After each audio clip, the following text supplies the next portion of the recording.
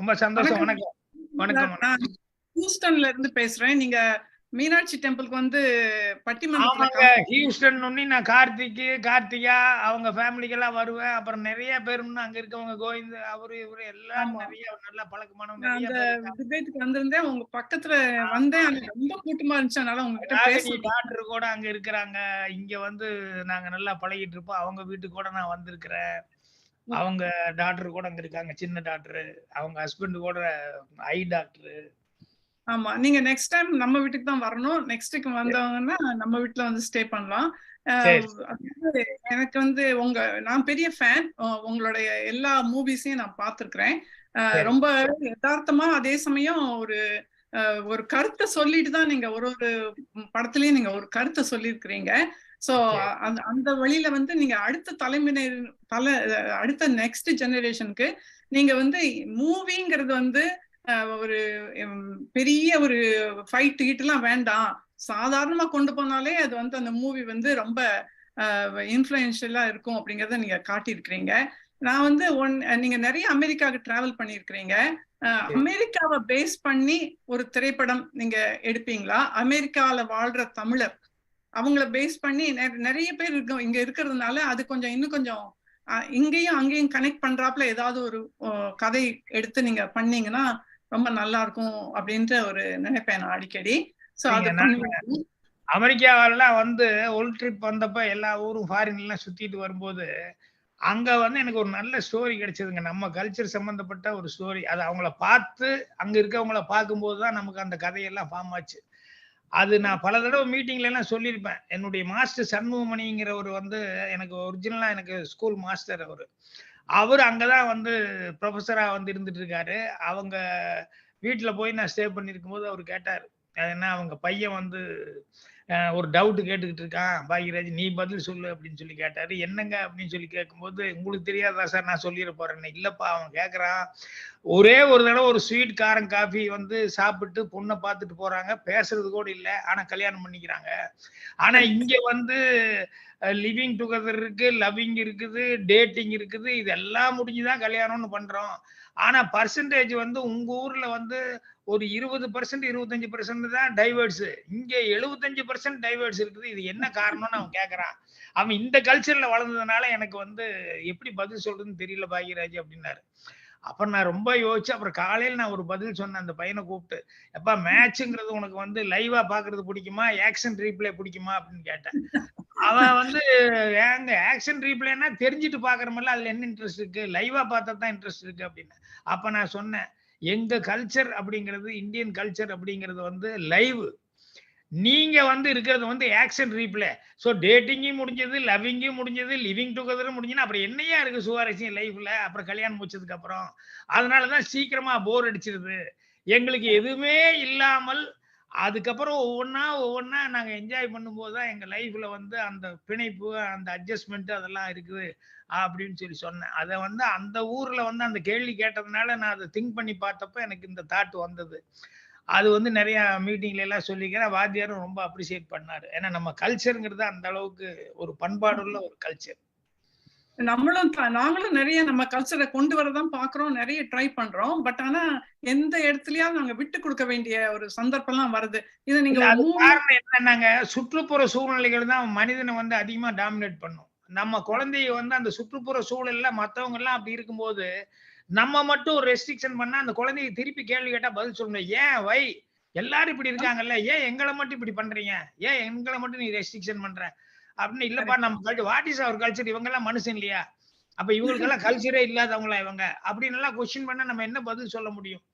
So இயல்பா வந்து அத வந்து கொஞ்சம் கொஞ்சமா நம்ம மைண்ட்ல அவனுக்கு ஏத்துனா தான் அவங்களுக்கு அது புரியும்.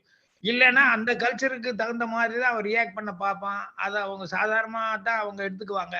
இப்ப நமக்கு இந்த ஒருவனுக்கு ஒருத்தி அப்படிங்கிறது வந்து நம்ம கல்ச்சர்ல வந்து அது ஊறி போனது. இன்னைக்கு நீங்க சினிமாக்கள்லாம் பார்த்தீங்கன்னா, இங்கிலீஷ் படங்கள் பார்த்தீங்கன்னா, எக்ஸ் ஹஸ்பண்ட், எக்ஸ் ஒய்ஃப்ங்கிறது 2 பேரும் ஒரு இடத்துல மீட் பண்ணிக்கும்போது காமிப்பாங்க.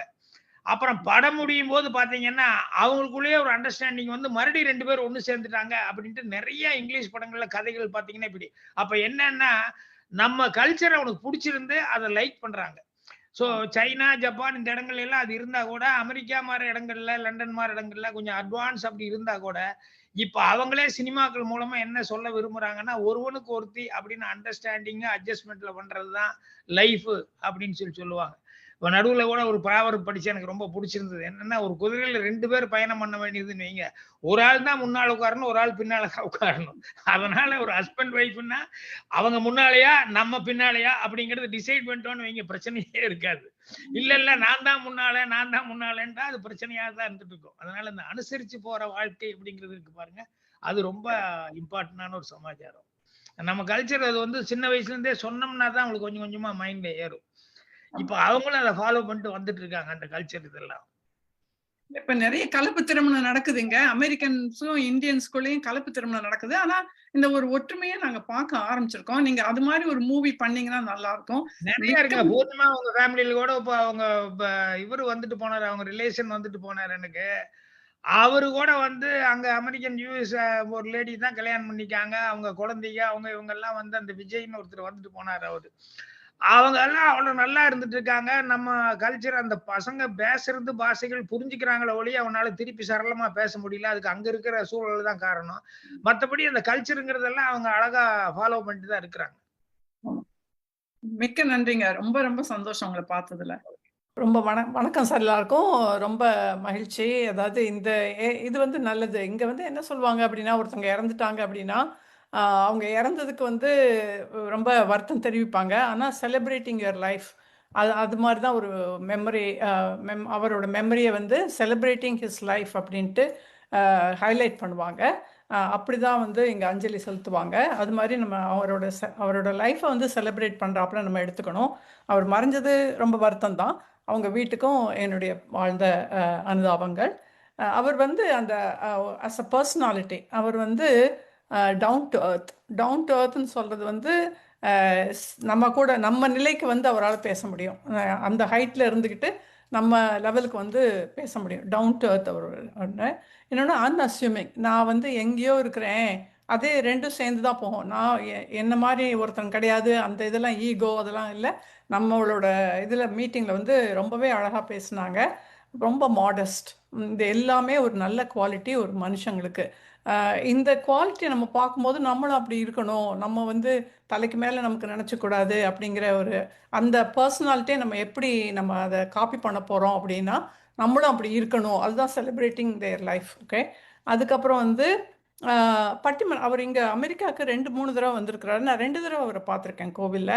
பட்டிமன்றத்தில் அவர் வந்து கலந்துக்கிட்டாரு. அவர் சொன்னார், நான் கேட்கும்போது அவர்கிட்ட எல்லாரையும் தெரியும், காமனாக இருக்கிற பீப்புளெலாம் அவருக்கு தெரியும் அப்படின்னு சொன்னார். அதுக்கப்புறம் வந்து அவரோட குட் குவாலிட்டிஸ் என்ன அப்படின்னா, அவர் வந்து வேற வித்தியாசமாக பண்ணணும்னு நினச்சார் பார்த்தீங்களா. ஸோ அதே ஒரு வழியிலேயே வந்துட்டு இருந்த சினிமா அந்த வந்து இன்னொரு வழியில் போகலாம், இதுவும் சக்ஸஸ்ஃபுல்லாக ஆகும் அப்படிங்கிற அந்த கான்ஃபிடென்ஸோடு அவங்க வந்து அவர் பண்ணது. அதுவும் நமக்கு ஒரு பாடம். நம்ம வந்து இதுதான் ஜெயிக்கும் கிடையாது, இதுவும் ஜெயிக்கும். ஸோ இதுவும் வந்து சக்ஸஸ்ஃபுல் ஆகும் அப்படிங்கிறத அவர் தன்னோட ஓன் இதில் வந்து காட்டிட்டார் அவர். அப்புறம் நான் கேட்ட கொஸ்டின்க்கெலாம் அவர் அவ்வளோ நல்லா கேட்டு, அதாவது லிஸ்னிங் தான் ஃபஸ்ட்டு குவாலிட்டி. எல்லாருக்கும் முதல்ல கேட்குற தன்மை இருக்கணும். கேட்குற தன்மை எப்போ இல்லையோ அப்போ நீங்கள் முன்னுக்கே வர முடியாது. ஸோ அந்த லிஸ்னிங் குவாலிட்டி அவர்கிட்ட நிறைய இருந்துச்சு. ஏன்னா ஒரு கொஸ்டினையும் அவர் நல்லா உள்வாங்கி அதுக்கப்புறம் அதுக்கு ஆன்சர் பண்ணார். அமெரிக்கன் லைஃப்பை பற்றி சொன்னோடனே அவர் வந்து டக்குன்னு பிடிச்சிக்கிட்டாரு. பிடிச்சிட்டு ஆமாங்க, இங்கே இப்போ என்னோடய ஃப்ரெண்டோட பையன் கூட இதை கேட்டான், இந்த மாதிரி இருக்குது, ஆமாம் பண்ணணும், அங்கேயும் நிறைய ப்ராப்ளம் இருக்குது, இங்கேயும் நிறைய ப்ராப்ளம் இருக்குது. இது மாதிரிலாம் ரொம்ப அழகாக வந்து நிறைய எடுத்து அதுக்கு ஆன்சர் பண்ணார். அந்த ஏன் டைம் எடுத்துகிட்டு ஆன்சர் பண்ணோம், அவருக்கு அவசியமே கிடையாது. ஆமாங்க நான் பண்ண போகிறேன் அப்படின்னு சொல்லிட்டு போயிருக்கலாம்ல. ஆனால் அதை அந்த இதை உள்வாங்கி எல்லாருக்கும் அந்த கருத்தை சொல்லி அதுதான் ரொம்ப, அதாவது நம்மளோட லைஃப் எப்படி இருக்கும் அப்படின்னா, அடுத்த நிமிஷம் என்ன நடக்குதுன்னு தெரிய போகிறதில்ல. ஆனால் இருக்கிற மட்டும் நம்ம என்ன பண்ணிட்டு இருக்கோம், இத்தனை இன்னைக்கு எனக்கு இது கிடைச்சிருக்கா, இத்தனை நேரம் நம்ம என்ன பண்ணிட்டு இருக்கோம், அதுதான் வந்து அவர் நமக்கு காட்டி கொடுத்தாரு. கடைசி மட்டும் அவர் ஹாப்பியாக இருந்தார், ஹாப்பியாகவே போயிட்டாரு அப்படின்னு நினைப்பேன் நான். மிக்க மகிழ்ச்சி ரேணு மேடத்துக்கும் ஸ்டீஃபன் சாருக்கும். எனக்கு ஒரு வாய்ப்பு கிடைச்சது அவர்கிட்ட பேசுறதுக்கு இன்டர்வியூ மூலம். ஏன்னா இங்கே வந்து கூட என்னால் பேச முடியல, அப்படி கூட்டம் அவர்கிட்ட. அதனால நான் வந்து கூட்டத்துக்குள்ளே போய் இடித்து போவேணாம் அப்படின்னு நான் வந்துட்டேன். ஆனால் இங்கே வந்து தனியாக எனக்கு வந்து அவர்கிட்ட பேசுறது இன்னும் நான் அப்படியே எங்கள் வீட்டை உங்கள்கிட்டலாம் அனுப்பினேன், பாருங்கள் நான் பேசியிருக்கேன் அப்படின்ட்டு அன்னைக்கு பாக்ய சார் இறந்த உடனே. ஸோ இதுக்கு வந்து ரேணு மேடத்துக்கு ரொம்ப நன்றி, ஸ்டீஃபன் சாருக்கு ரொம்ப நன்றி. ரொம்ப தேங்க்ஸ் சார். மனசு ரொம்ப கஷ்டமாக இருக்குது, அதை நினச்சா வந்து மனசு கஷ்டமாக இருக்குது. அதை நம்ம தள்ளி வச்சுட்டு we have to move along இல்லையா? ஸோ அவரோட நல்ல குவாலிட்டிஸை மட்டும் நம்ம எடுத்துகிட்டு பேசலாம் சார். மிக்க நன்றி.